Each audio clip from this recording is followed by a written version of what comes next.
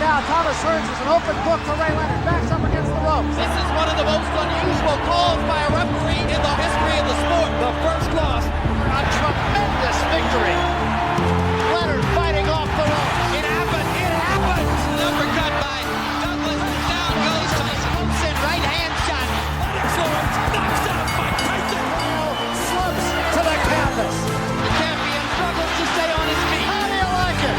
How do you like it?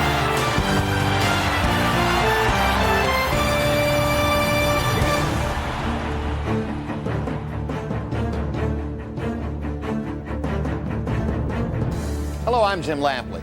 Welcome to this look back at the stories behind Leonard Hearns, one of the most memorable fights in 30 years of boxing on HBO. We focus on a pivotal bout in boxing history.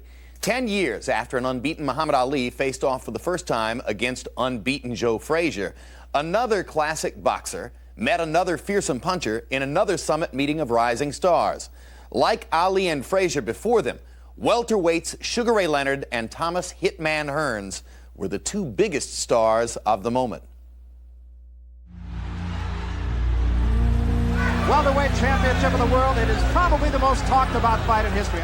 This was everything people in prior eras remembered about Dempsey, Tunney, Robinson, Basilio, or Louis Schmeling. This was that level of rivalry.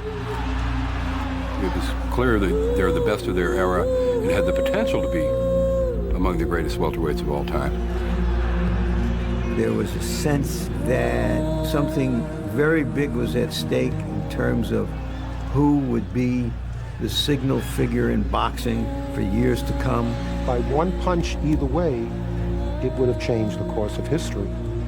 In the late 1970s, boxing stood on the brink of a new era as the ring's most charismatic figure began a slow fade into the twilight of his luminous career. And a young Ray Charles Leonard dreamed of following in the footsteps of his heavyweight idol. I saw Muhammad Ali and I wanted to be so much like him. He was more than a boxer. He was considered an entertainer, an artist. He was transcending the sport of boxing. We always said that one day, I'm gonna be that champ. I used to come from parties, come home like 3 or 4 o'clock in the morning. Ray out there jogging around the track. I'm saying, what are you doing, man? He said, I'm training for the Olympics. There is Sugar Ray Leonard. Sugar Ray Leonard from the United States, who's been such a popular favorite here so far. Young man from the Washington, D.C. area, Palmer Park, Maryland. Early on, it was very clear that there was something special about Sugar Ray Leonard. Some people have the knack of winning you over. It could be a smile, could be a wink, could be a wink and a smile. Ray Leonard had that knack. What are you going to do to him with the right? Well, I'm planning on moving on him, and I know I can catch him. And you know, I was there in Montreal, and here was 20,000 people with 20,000 American flags clapping him home. And believe me, he had to do the Ali Shuffle. That was a must. Sugar Ray hit him at least 10 times with rapid-fire punches. What a stylish fighter this Ray Leonard is. He was explosive, exciting, and people loved to watch him fight. The crowd goes wild. Ray Leonard upon the Park barrel. His dream is realized as he has won himself a gold medal.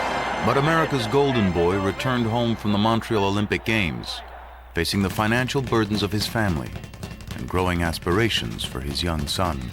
My family was really down and out, and I felt it was my obligation to really help him out. Little Ray, he's 3 years old. I'm gonna make sure that he has all the things that I didn't have when I was coming up. Who's your favorite boxer? There you go. Making his professional debut here, Sugar Ray Leonard. Leonard earned an unprecedented $40,000 in his professional debut, fast-tracking from a gold medal to a gold mine. Ray and I both came from very low-income families. And after the Olympics, it was just rags to riches overnight.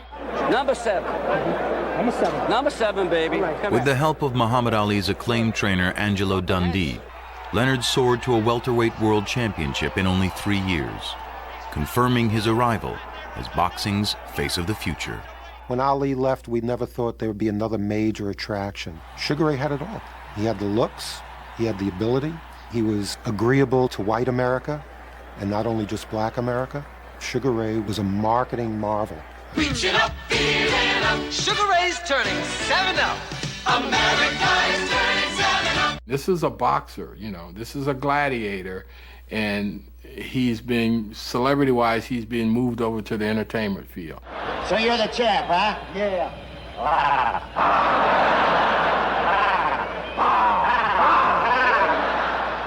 His popularity was something that transcended the boxing world. There were people who never watched boxing at all who knew who Ray Leonard was.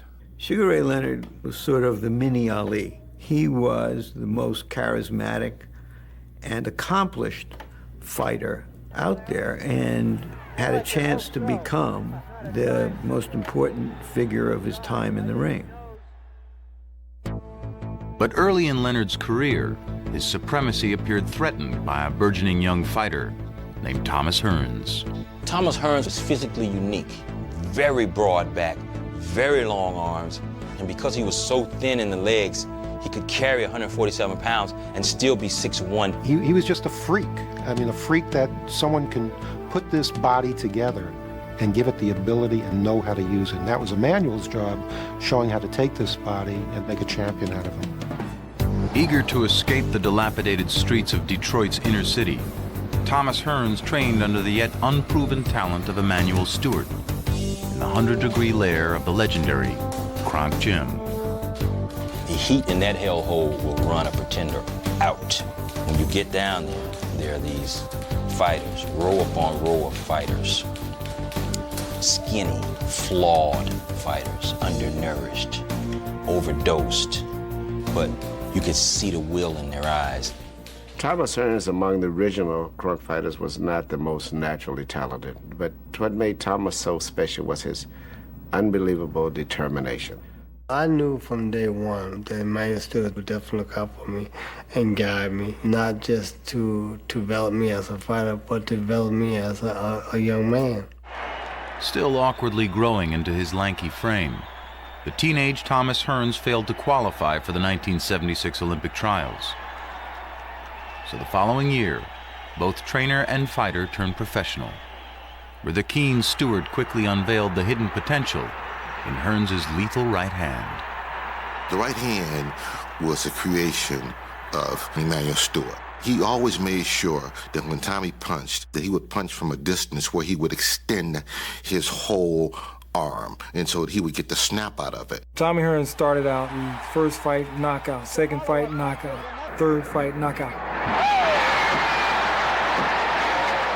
I mean, I'm talking about these are knockouts in the first, second, third round. It's over. He hit him with some right hand. A third-round knockout for Thomas Hearns, his 19th knockout. I have never seen a welterweight hit as hard as this kid.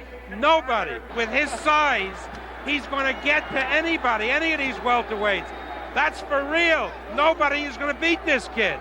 He's the Motor City Cobra. He's the hitman, Tommy Hearns. The arrival of Thomas Hearns provided the fuel for an economically depressed Motor City, hungry for a new champion. Not since Joe Louis came roaring out of Detroit back in 1934 has this town been so excited about a fighter as they are about Tommy Hearns. This was the rebirth of boxing in the city of Detroit.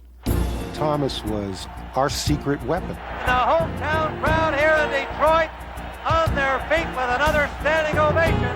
Hearns has received so many of those here. They were loud and they were bold and you know, they weren't above heckling, but Tommy wasn't like that. He was the nicest, most polite, you know, quietest kid in the world. His biggest concern always of any fight did the fans enjoy. He was always concerned about the fans first and that he gave his best performance.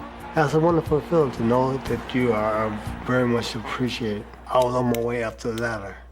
And climbing up the ladder was a great time for me. In 1980, all of Detroit gravitated to Joe Louis Arena, as Hearns carried his 28-0 record into a world title match against Mexico's dreaded Pepino Cuevas. Cuevas is taking the punishment now. Hearns connected with the right hand in the second round. Cuevas just became a noodle. There's a throwing Oro. Oro. Pepino Cuevas is down. Pepino's trainer immediately, no hesitation, threw the white towel in the ring. Immediately. That's how devastating that right hand was. That's all. The fight is over. It ends in the second round as Thomas Hearns becomes the new WBA welterweight champion. That's holy crap. This guy can fight. This guy's bad. You are dodging that man. Well, the fact is just what they say.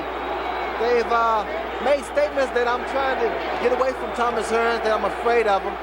The only thing that I fear is the fact that they won't pay me the money that I deserve, the money that I want. Aren't you afraid he's going to beat you? I'm not afraid of any man.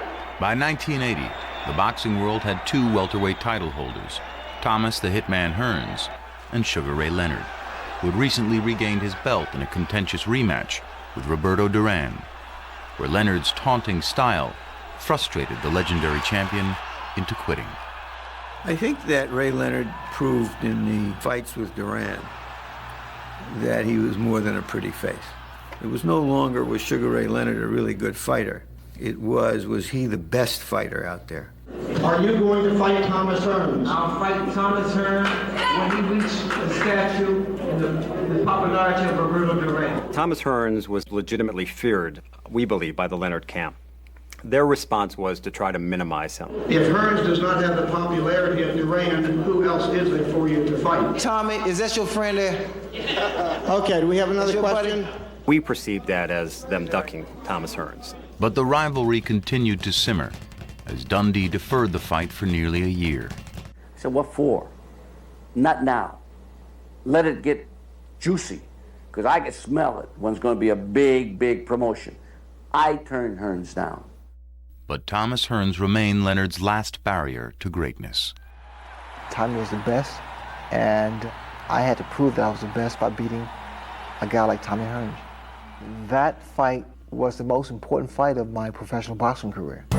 The showdown was finally set for September 16, 1981, in Las Vegas, proving the genius of Dundee's delay by promising to be boxing's highest-grossing fight of all time, with Leonard's take of nearly $12 million, banking him the largest salary in sports history. I'm looking forward to it. And, buddy, you better be ready. You better be ready. All day long. Against your head. All day long. All day long. All day long. It'll be one shot. Everybody in America wanted to be in Las Vegas that night. Only 25,000 people could see the fight, but 100,000 people came to town. It was that big of a deal for the boxing world and the city of Las Vegas. With Leonard perceived as the classic boxer and Hearns known as the devastating puncher, experts were at odds over the fight favorite. But to the thousands of loyal Detroit fans flooding into Vegas, Hearns was a sure thing.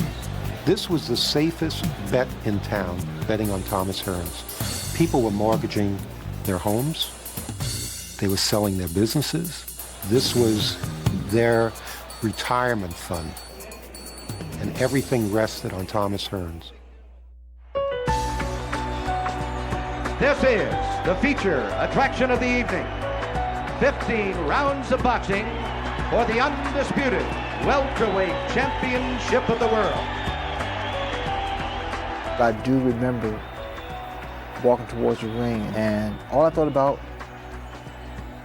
was Muhammad Ali, how he would react at that moment. And all I said to myself was, be the man. Sugar Ray Leonard. It was the first big super fight for both of us. It was like life or death. There was no in between. It was kind of scary. It was like being somewhere I'd never been before. Introducing Thomas, the Motor City Cobra, Hearns. And I remember in the introductions, he had this little smile on his face. And I just thought to myself, he thinks he arrived. All the words are now over. We are down to round one, and here we go. In the first round of that fight, everybody was fixed on those two combatants, and they were fixed on each other, and there was a heightened state of being among all of us. First round, welterweight championship of the world. It is probably the most talked about fight in history. Leonard was baiting him. He was staying outside. Hearns was stalking him, just measuring him, trying to hit him with that right. And you could tell somebody's gonna get hurt. Round one comes to an end. After the end of the first round, I touched him on top of the head and said, "I got you, sucker." And I didn't like that. And Hearns sticks Ray Leonard, and Leonard feigns going down after the round is over. And you can't slap me around. Tommy, he's from the east side of Detroit, you know. You touch me wrong, man, I'm gonna break your head. He set the stage right there that he's not playing. This is no game anymore. We're fighting. Round two. First round very close. In the second round, Tommy stung him. There's a good right hand. Good right hand. Bam! Oh my God. Long night. Tommy was like a cobra. He was bringing the fight to Ray. Combination that time by Hearns. Once more scores on Ray. The primary goal was to knock Ray Leonard out. Hearns stalking his man now. Ray sweating, I'm sweating too. I'm saying, Ray, move, Ray. Right hand by Hearns stands Leonard straight up, and he backs off. We're going to second round, third round, fourth round, you know. I'm like, oh, what is he doing? What is he doing? Because Tommy is winning. Hearns' jab is bothering Leonard. There's no question about it. His jab was so accurate and so fast that my left eye started to swell. Tommy was tattooing it. Boom, boom, boom, boom. I mean, no ifs and buts. Tommy is winning the fight. It's starting to build. That fire is getting bigger and bigger. And so far, it's living up to its billing. Come on, box. Don't look out fighting this guy. 1/3 of this fight is over. We're going into the second third. Even though Thomas was slightly ahead, I was never relaxed. Ray Leonard was very much stronger than most people realized. I knew the explosion was still going to happen sooner or later. Ray gets inside, left hand, Hearns backs him up. Hearns with another runner with another left hand, and a right hand in the head. And Hearns lands her wobbly. And from there, the fight changed. The fight totally reversed. Leonard became the puncher, the stalker, and Hearns became the boxer who was evading. Ray's corner telling him to stay on him, stay on him. Hearns backs up now. Leonard stalks him. Another left hand. Hearns is still hurt. Thomas got hit. Thomas got hurt. I mean, we couldn't believe it. Combinations once more by Ray Leonard. Hearns' legs are still like jelly. That's the first time we had ever seen Thomas in trouble. We didn't know if he could ever take a punch. Hearns is against the ropes, and he has definitely had the starch taken out of him here. They could have knocked him out in that round, I'm certain. And he let him off, thinking he's playing possum. He's not really hurt as bad as this. If I go after him, is he going to catch me? Right hand misses by Leonard. Gives Hearns another moment. He's still hurt, though. Combination's right above us. Hearns goes reeling back once more. Against the ropes again as we come to the end of round 6. At the end of the sixth round, I was threatening to possibly stop the fight. Most definitive round of the fight. That round could turn the fight around. But Thomas has tremendous pride and determination. We doctored him up, put some ice, and brought him back as quick as we could. Sent him back out there for some more damage. Good left hook, good uppercut, left hook. Once more, Hearns backs Hearns up. is hurt. Against the ropes, and he is hurt. All I thought about doing was keep throwing punches, just keep throwing punches, just keep throwing punches. And right now, Thomas Hearns is an open book for Ray Leonard. Backs up against the ropes. And his legs almost buckled on him. I stayed right in his chest, I stayed right in his body. From then on out, that was my fight plan, to just take the fight to him, to break him down. Leonard's giving a lot of pounding to Thomas Hearns, who unquestionably is hurt. I don't think Hearns is going to weather this off. I really don't. Tommy was in so much pain. I don't know how he stayed on his feet. I really don't. I wasn't so much scared. It was just I was trying to regain my composure. Thomas Hearns looking every part to beat the fighter now. Another right hand drives him back into the ring post. Crowd is on its feet here in Vegas. We come to the end of the round. I knew I had him. I said, this is over. I figured it was gone. It was out. Tommy Hearns is in a land now that he's never been to before. I knew once that bell rang to go back out there, I've been okay. All I need was a few minutes to get myself back together. Emmanuel was trying to just get him together. So don't worry about it. You know, just we gotta box him. Tommy, you have to box. So Ray Leonard comes to round 8 now, having taken the measure of his man in the last 2 rounds. Right now, there seems little doubt as to the outcome of this fight. That's when Tommy showed the true heart of a champion. It was amazing. You could see him, for a couple of rounds, just trying to clear his head as he stayed away. And then he started pecking away, and he's piling up the points. He was on his toes. He was using the ring. He was sliding side to side. He's no longer the hitman. He's the dancer. I don't think I've ever seen a fight that took an 180-degree turn the way this one did. I think Sugar Ray is a little bit confused. It was very, very difficult for me to keep up with him because I was exhausted. I was gasping for breath. A jab snaps the head of Ray Leonard back and lands right on that puffy left eye. My eye was so tender that his jab would seem like a sledgehammer. Larry, you've been scoring the fight. You really do have Hearns getting back in it in the last 3 rounds. I do. I mean, Hearns has got it won. All he's got to do is keep pecking away, and he's going to be welterweight champ. By the end of the 12th round, Hearns had boxed his way back to a significant lead on all 3 judges' scorecards. Back ahead, unfortunately. You heard Emmanuel Stewart that you're back ahead on points. And with 3 rounds remaining, Leonard's legacy was on the line. You got 9 minutes. You're blowing it now, son. You're blowing it. My eye was like a slit. I had no peripheral vision. I mean, I remember looking at it and just thinking, ugh. Angelo kept saying to me, "You're blowing it, kid. You're blowing it. You're blowing it." Break. Now separate the men from the boys now. We're blowing it. In other words, you're losing. You gotta take it away from him, okay? Speed. And you just see him explode out of the corner. This, of course, is the 13th round, Randy. You heard everything that Angelo Dundee had to say. You got 9 minutes. You got 9 minutes. Ray just gave it all. I mean, everything. I mean, see, Tommy dig down, but Ray stooped down and dig down to get this fight out. Leonard was going for the whole boat, hitting it with combinations. Leonard was giving everything he's got. Hearns starts down, but grabs, and now goes down through the ropes. The only thing that kept him from being knocked into the seats was he was completely tangled up in the ropes. I was hoping that Tommy could hold on. I was hoping that Tommy could keep moving. Tommy had a huge heart. He was just going on guts then. Hearns leaning on him, definitely in trouble. Another right hand by Leonard. Hearns down between the ropes again, 6-1 lead. Leonard is sent to the neutral corner. Time has run out in the round here, and Hearns is on his feet. So we come to the 14th round. It was a very crucial one, to say the least, Larry. Time-wise was getting close. Tommy knew that only thing I had to do is box for 2 rounds. I'm the champ of the world. Basically, if he could have stayed on his feet, he'd have won the fight. He was that far ahead on some of the judges' scorecards. We knew Ray was behind, so he had to knock him out. Leonard wants to put his man away right here. Does not want this fight to go to a decision. It was a race against the clock. 2 of the greatest fighters of all time. A right hand and that hurts Thomas Hearns, sends him reeling. Hearns is not down yet. Ray, at that point, smelled blood. Ray taunts him now. 2 left hands against the rope. Hearns is reeling. I threw every punch that I had left. I just went on a rampage. Trying to go downstairs is Ray Leonard. Thomas was on the ropes, still holding his hands up, blocking punches, but didn't have the energy to even hold his body erect. Hearns just trying to hang on here. Left hand sends Hearns back against the ropes again. And that's all. It's over. And Ray Leonard is the undisputed welterweight champion of the world against a very game Thomas Hearns. You cannot say enough about both of these fighters. I jumped in the ring. We grabbed Ray. It was the greatest thing since my mother's chicken. That was Ray's big obstacle. That's the mountain he had to climb. And once he climbed it, oh, God, it was a beautiful show from there. Hail to the new, undisputed welterweight champion of the world, Sugar Ray Leonard.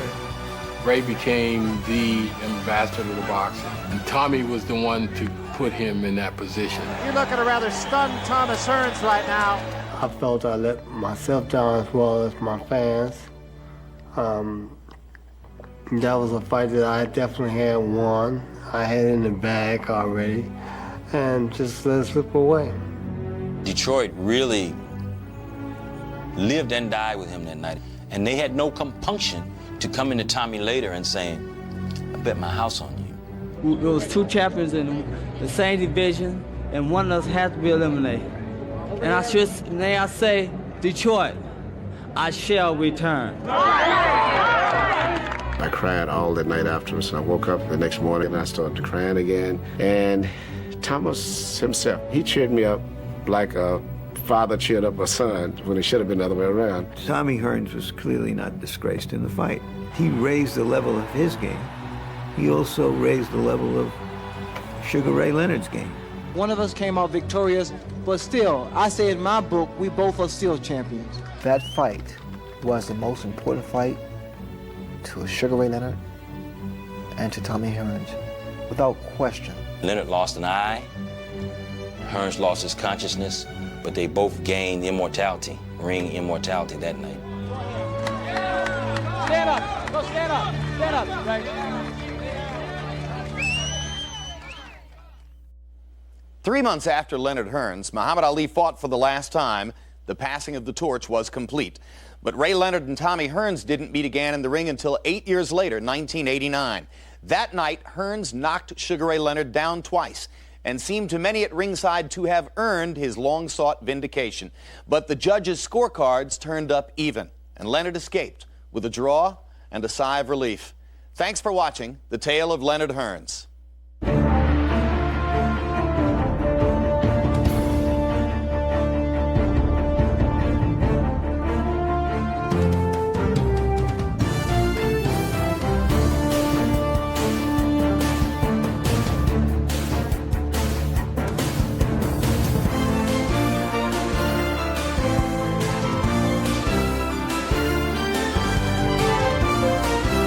This has been a presentation of HBO Sports, the network of champions.